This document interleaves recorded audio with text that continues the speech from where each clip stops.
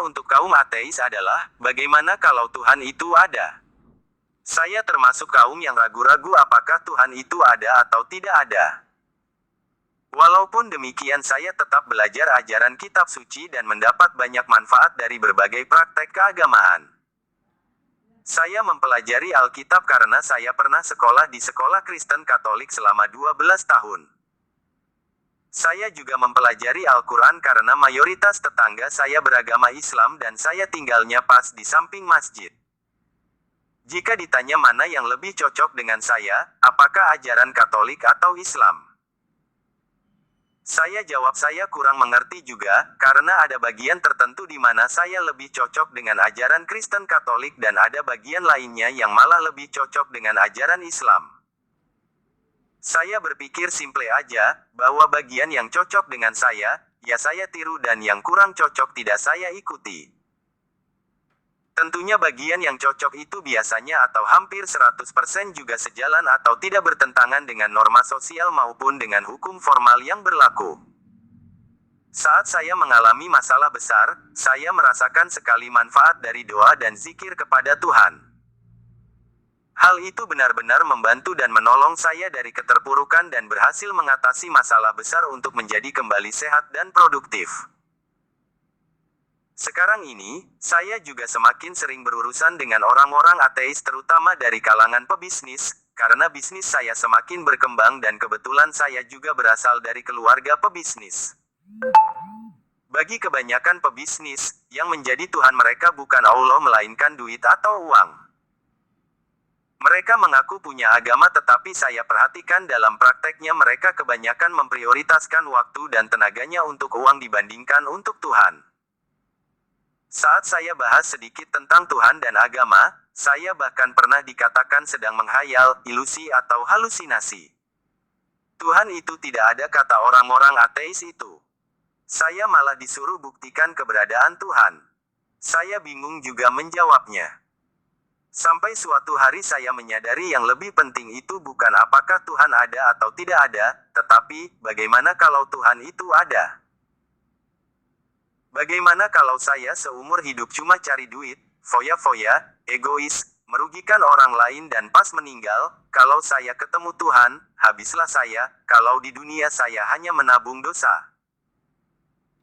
Saya analisis bahwa berbuat baik juga bisa menghasilkan kesenangan, misalnya dengan berbagi dengan sesama, menjaga kebersihan, membantu orang lain, memberdayakan teman dan masyarakat, dan lain-lain.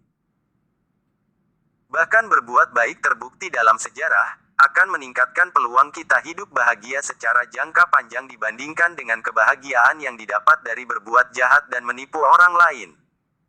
Ujung-ujungnya kejahatan akan mendapatkan hukuman. Saat saya bertemu lagi dengan teman saya yang ateis, saya tanyakan lagi, kamu bilang Tuhan itu ilusi, lah, bagaimana kalau Tuhan itu ada, bahkan kamu gak pernah berbuat baik sedikit pun. Pertanyaan ini berhasil membuat sebagian besar orang ateis itu mulai ragu-ragu.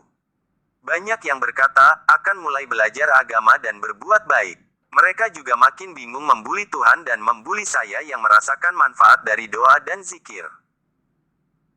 Kalau pendekatan kita benar, kebanyakan orang ateis malah akan mempertimbangkan untuk kembali mempelajari agama saat ditanyakan, bagaimana kalau Tuhan yang kamu hujat itu benar-benar ada? Minimal mereka akan melembutkan kata-kata dan hinaan mereka pada Tuhan dan mulai mikir-mikir untuk kembali memulai berbuat baik dan beragama sesuai iman dan kepercayaan mereka masing-masing. Saat saya tanyakan kepada Google Gemini bahwa kalau ada pertanyaan untuk kaum ateis adalah, bagaimana kalau Tuhan itu ada? Maka Google Gemini memberikan jawaban sebagai berikut. Pertanyaan, bagaimana kalau Tuhan itu ada? Adalah pertanyaan yang kompleks dan tidak ada jawaban yang mudah. Bagi kaum ateis, pertanyaan ini mungkin memicu berbagai macam pemikiran dan perasaan, tergantung pada individu dan pengalaman mereka. Berikut beberapa kemungkinan jawaban. 1. Keraguan ***. Beberapa ateis mungkin merasa ragu dengan keyakinan mereka setelah ditanya pertanyaan ini. Mereka mungkin mulai mempertanyakan asumsi mereka tentang keberadaan Tuhan dan mempertimbangkan kemungkinan bahwa Tuhan itu ada. 2. Penolakan asteris-asteris. Ateis lainnya mungkin tetap teguh pada pendirian mereka dan menolak kemungkinan keberadaan Tuhan. Mereka mungkin memberikan argumen logis dan ilmiah untuk mendukung ateisme mereka. 3. Ketidakpedulian asteris-asteris. Beberapa ateis mungkin tidak peduli dengan pertanyaan ini. Mereka mungkin merasa bahwa keberadaan Tuhan tidak relevan dengan kehidupan mereka. 4. Keingintahuan asteris-asteris. Pertanyaan ini mungkin memicu rasa ingin tahu ateis tentang agama dan spiritualitas. Mereka mungkin mulai mempelajari berbagai agama dan kepercayaan untuk memahami konsep Tuhan lebih lanjut. 5. Pertimbangan asteris-asteris. Ateis mungkin mempertimbangkan kemungkinan bahwa Tuhan itu ada, tetapi mereka tidak ingin terikat pada dogma agama tertentu. Mereka mungkin lebih memilih untuk memiliki hubungan pribadi dengan Tuhan tanpa terikat oleh aturan dan ritual agama. Pada akhirnya, jawaban atas pertanyaan, bagaimana kalau Tuhan itu ada? Tergantung pada individu dan keyakinan mereka. Pertanyaan ini dapat memicu refleksi, pemikiran kritis, dan eksplorasi spiritual bagi kaum ateis. Penting untuk diingat bahwa ateisme adalah spektrum. Ada banyak jenis ateisme, dan setiap ateis memiliki keyakinan dan pemikiran mereka sendiri tentang keberadaan Tuhan. Jadi untuk para kaum ateis, jangan fokus saja pada Tuhan itu tidak ada. Memang secara sains, belum bisa dibuktikan bahwa Tuhan itu ada. Kita belum bisa melihat keberadaan Tuhan. Bahkan keberadaan black hole di sistem alam semesta kita yang sudah menjadi teori selama puluhan tahun, baru saja bisa dilihat dengan teleskop canggih sekitar tahun 2020-an ini.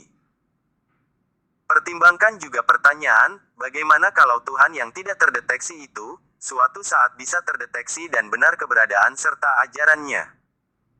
Maka tidak ada salahnya juga untuk menabung kebaikan selain hanya menabung uang dan materi. Toh uang dan materi juga tidak bisa dibawa mati nantinya. Semoga video ini bermanfaat.